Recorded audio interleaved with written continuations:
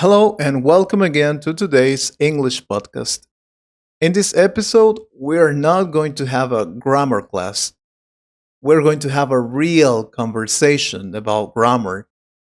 Today, we are talking about modal verbs, words like can, could, should, must, might. Many students know the rules, but they don't know how people really use them in daily life.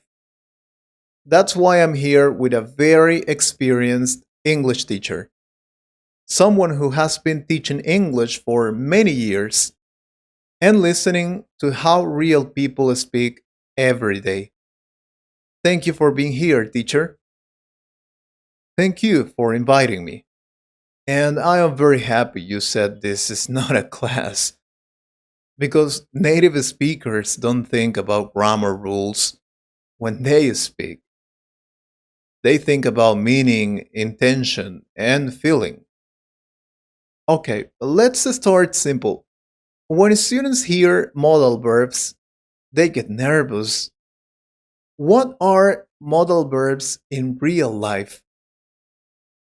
In real life, modal verbs are not grammar, they are attitude. They show how sure you are, how polite you want to be, how strong your opinion is, or how possible something is. Native speakers use modal verbs to sound natural, not correct.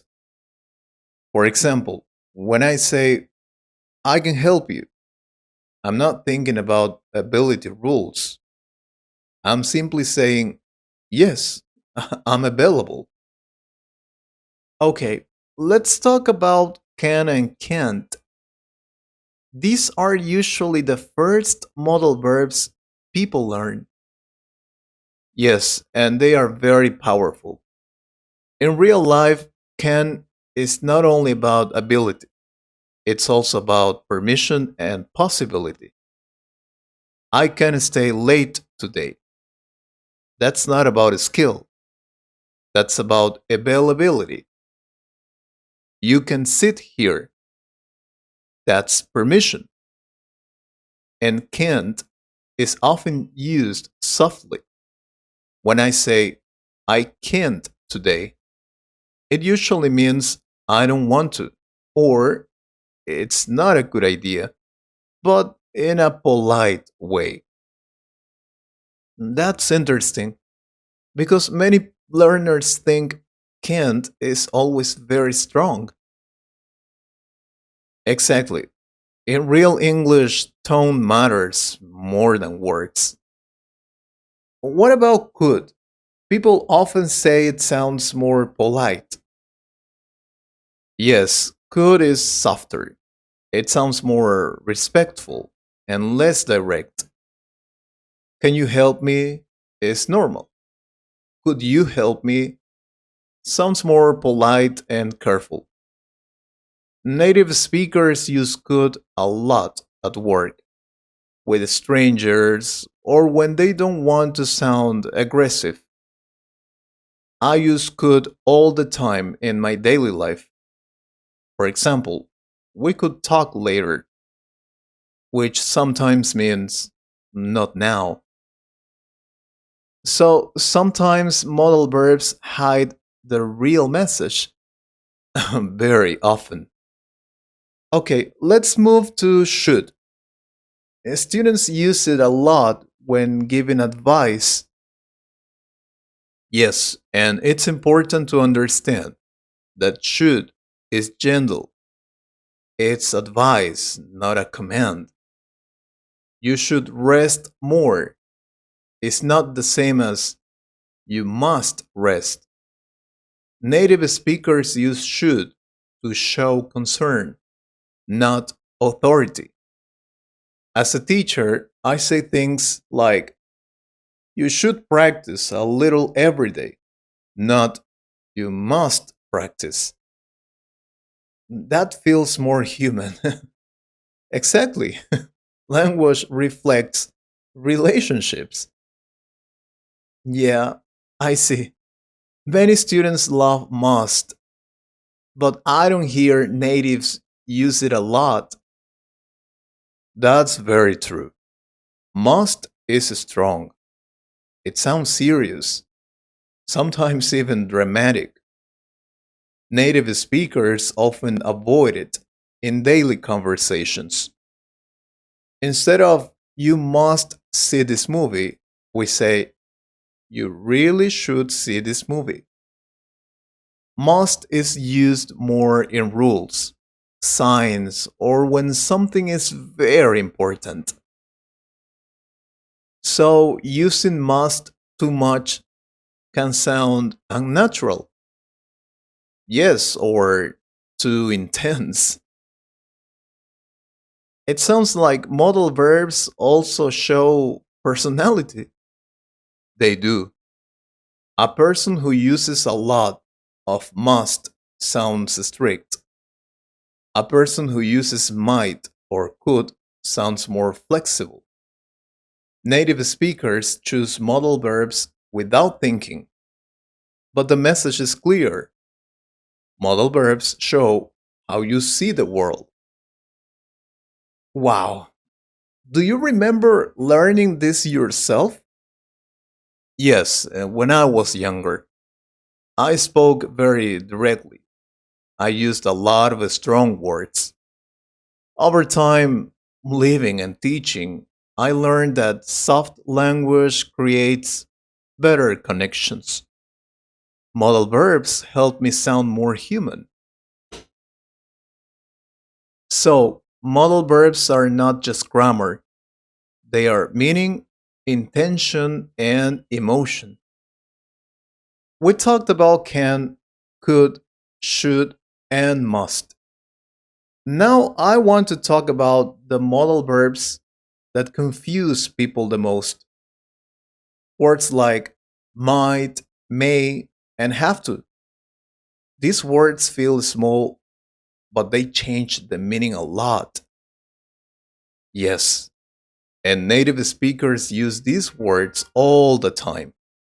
But students often avoid them because they are not sure. The funny thing is, uncertainty is very natural in English. Okay, let's start with might and may. How do natives really use them? Might and may are about possibility, not certainty. When I say, I might go out tonight, it means I'm not sure. And that's very honest. Native speakers don't try to sound 100% sure all the time. In daily life, we often don't know. So we say, it might rain, she may call later, or I might be late. This sounds natural and relaxed. So it's okay to not be sure. Exactly. English allows doubt, and that's very human. Okay, this one is very important. Have to and must. Many students think they are the same. They are similar, but not equal. Have to is about external rules, something outside you. I have to work tomorrow. That's reality. Must is more personal or strong. I must change my life. That comes from inside.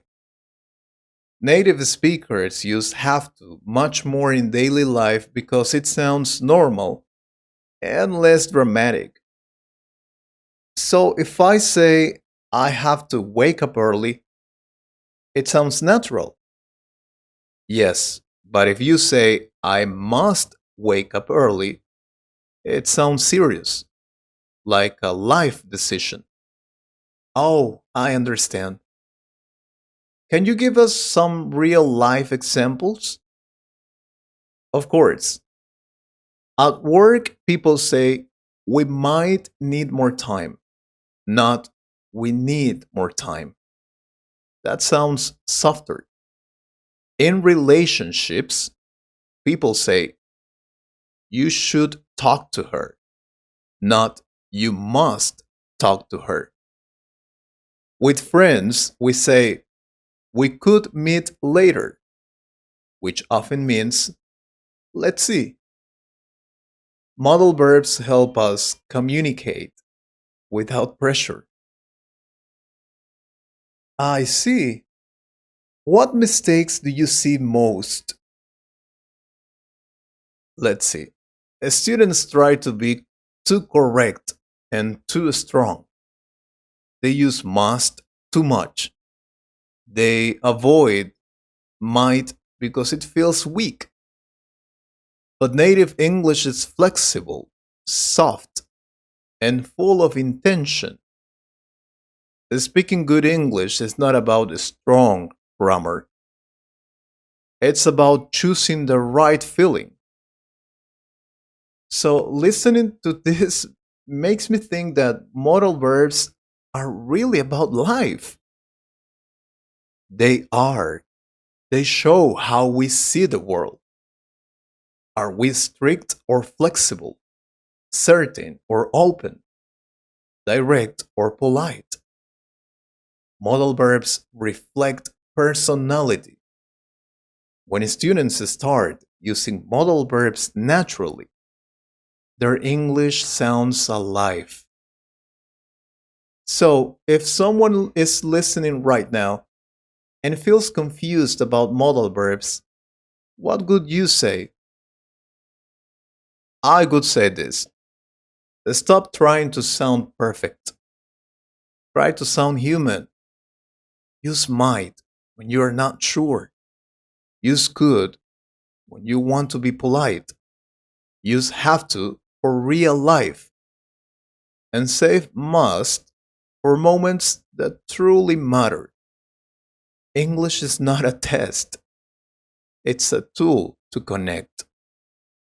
That's powerful because it changes how we see grammar. It's not rules on paper, it's real life. Exactly. When you understand modal verbs, you don't just speak better English, you express yourself better.